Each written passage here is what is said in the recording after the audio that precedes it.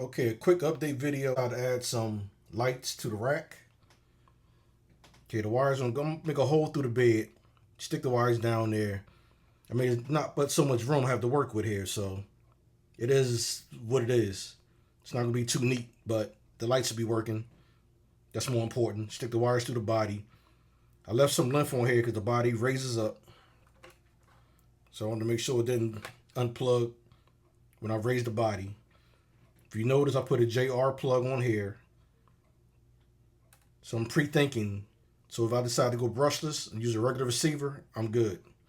Now to use that with this stock ESC, I made an adapter.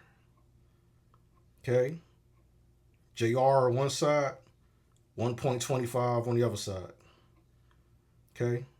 Now I'm gonna run the rack lights with the stock lights off the same port. So I made a splitter.